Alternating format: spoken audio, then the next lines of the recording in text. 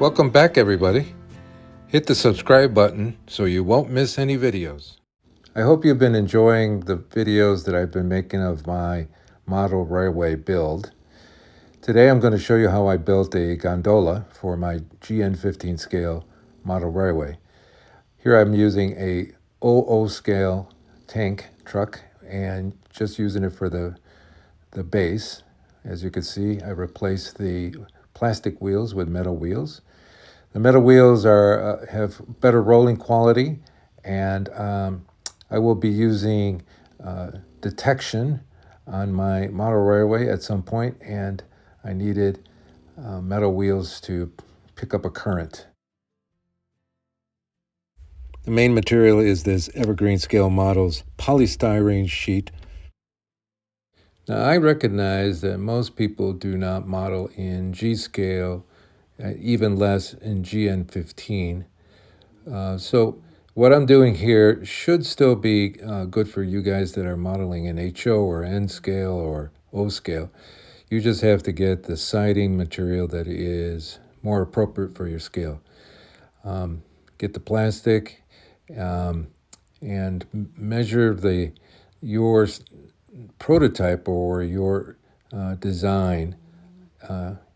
Here, my design is 3.5 inches long by 1.5 inches wide to model a small industrial gondola. For those of you new to polystyrene, the idea is to use a hobby knife to score it and then snap it. The next step is using 5-minute epoxy and apply it to the underside of the plastic, making sure that you center the outline of the frame so that it is perfectly centered. And then you place it and leave it alone until it dries. The next step is to make the sides. And because the plastic is only 1 millimeter thick and it's only scribed on one side and smooth on the other side, I decided to double up and have 2 sheets. Here I am applying the plastic glue to both sides of the smooth surface.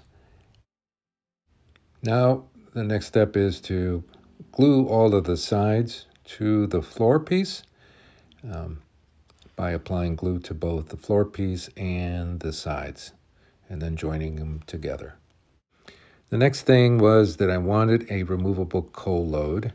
So I picked up some scrap construction foam and ran it through my hot wire cutter to the size of the interior of the gondola.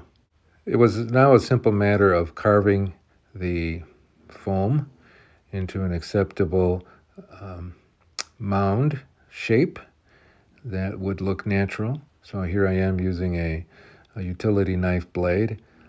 This is probably a little bit dangerous doing it without the handle, but you get the idea. Just be careful.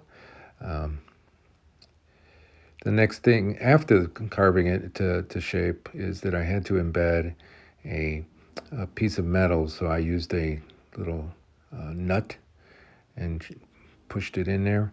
And then I am applying epoxy glue to the foam so that the nut would stay in place. Here you can see me using a magnet to lift out the future coal load. Those are double magnets, and probably the most difficult part of this project was actually installing the Kadeem couplers. Here I'm mixing more 5-minute epoxy on the coupler housing and placing them on the floor. The hard part is installing those small springs, and I was using a magnifying glass. Here I am using a X-Acto knife to put them in. If you guys know of an easier, better way to install those Kadeem springs, please leave a comment. I would desperately want to know how you guys do it, that you don't lose these springs all over the place.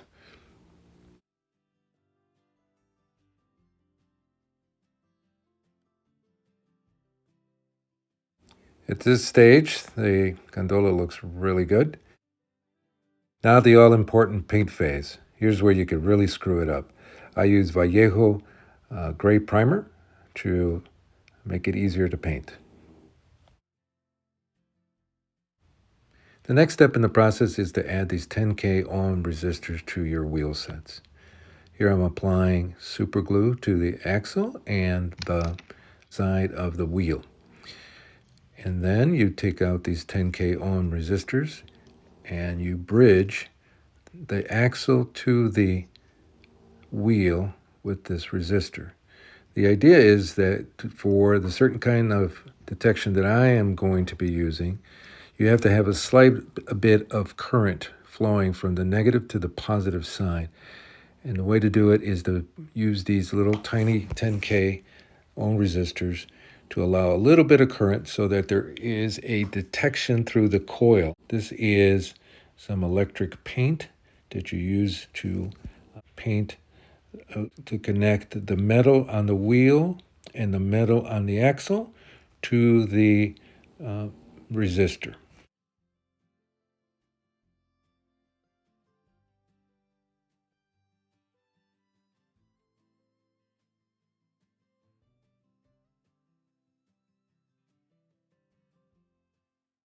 Next step is painting the model. Although I own an airbrush, I don't like having to clean it all the time.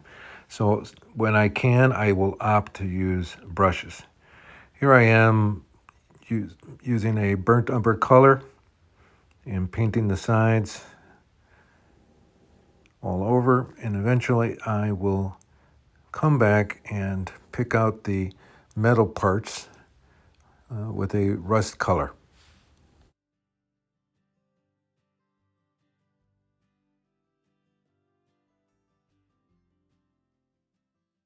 Before weathering, I decal. So I'm using Microscale to first lay down some Microscale to the surface of the paint so that the decal will adhere better. And I will then apply the decal onto the surface that I just applied the Microscale. And then after the decal dries, I will then put another layer of Microscale on top of the decal. So it will adhere better to the surface. And if there's any indentations or carvings, it will also conform to the shape.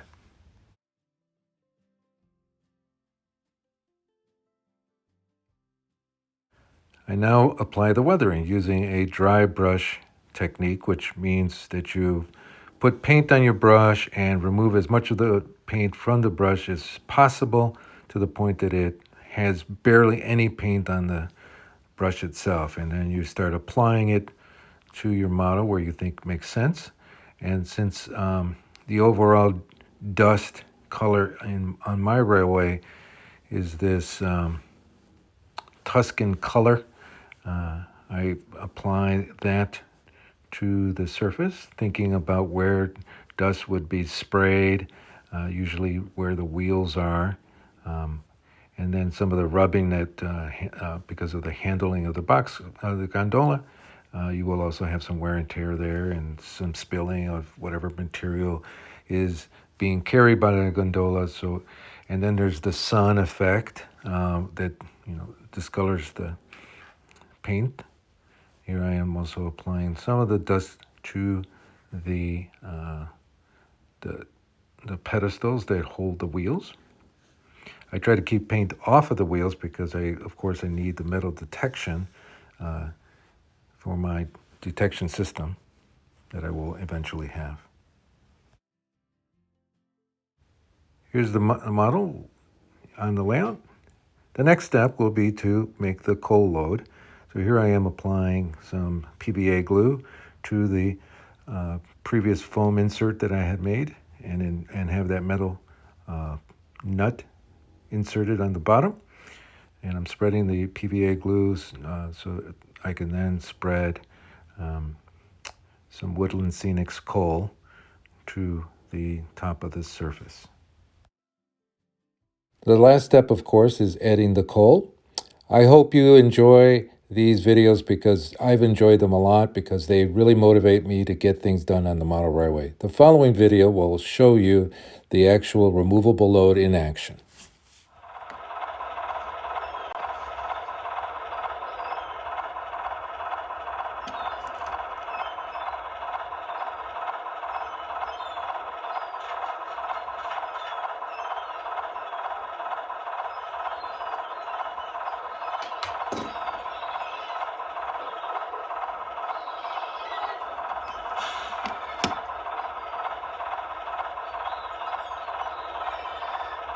Thank you for visiting the little fishing village of Amalfitano.